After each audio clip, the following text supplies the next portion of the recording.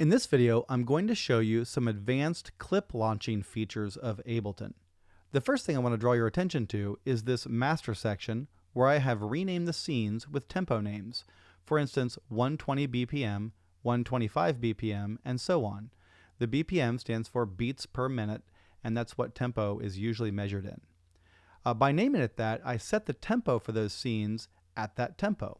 So for instance, if I solo my first track here, you can hear this will now be played at 120 BPM.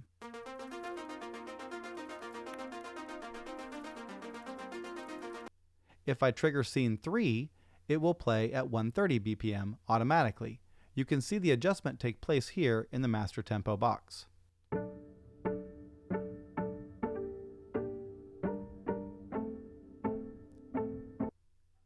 To achieve this, you simply click on a scene, press Command or Control R to rename it, and then put your tempo in,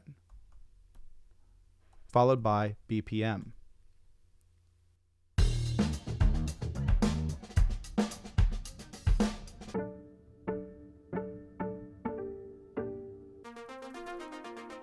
And the tempo changes accordingly.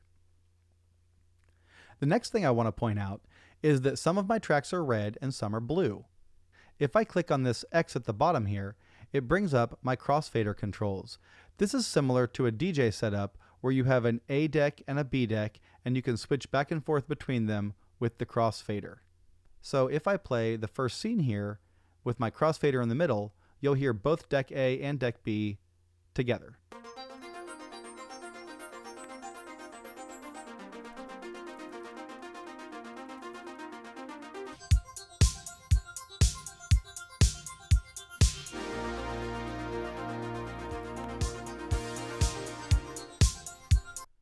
So you can crossfade between songs. You could set up a very large Ableton Live set with, dozens or scores or hundreds of songs in each deck A and deck B track and DJ parties like that. You could create mega mixes. There are really a lot of possibilities.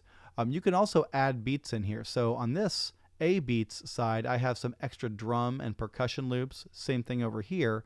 And I have designated them down here to be either A or B for A or B deck. And I can trigger these clips at will. By the way, it should be noted that if I trigger a clip instead of a scene, the tempo of the clip will match whatever tempo is already there. The only way this tempo changes is if I click the scene.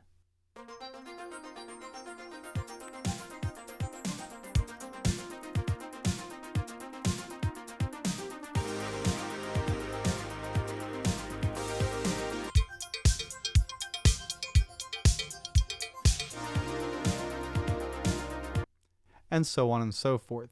You could go back and forth through the different clips and scenes, adding them at will.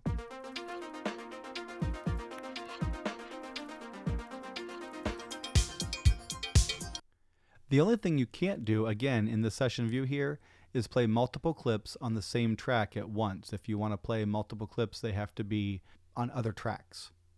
The last thing I'm going to show you in this video are follow actions. If I click on one of these clips right here, you can see that I have the launch box open. And to do that, I just click the L here. And there are a variety of settings, but we're going to concentrate on this section, follow action. A follow action is what's going to happen to a clip after it plays, what's going to play next.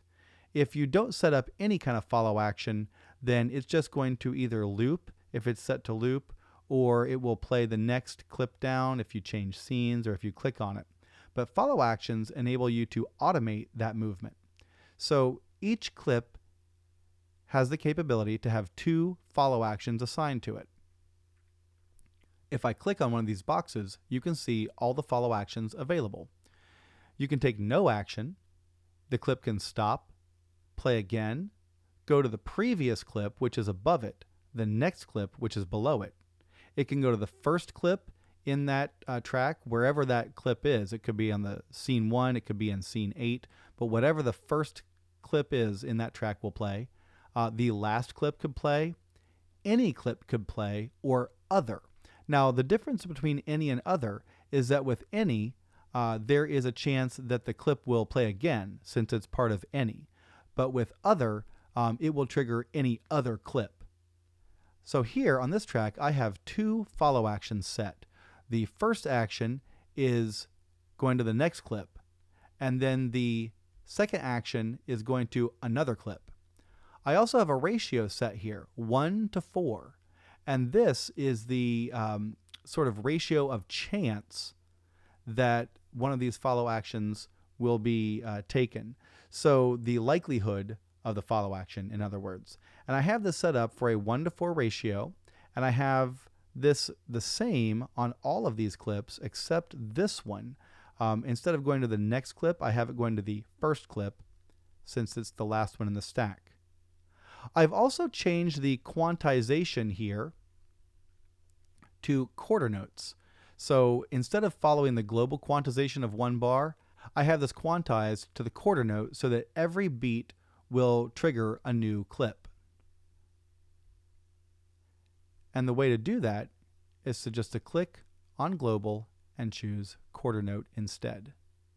Now, when I play this, it will bounce back and forth between these clips automatically.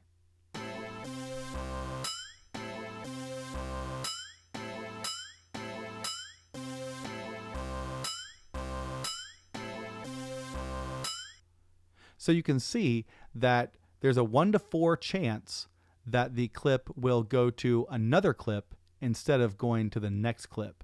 And that adds some variation. Now, this is a very small set of clips, and I didn't really spend a lot of time to make them musical. I just wanted to kind of demonstrate the principle.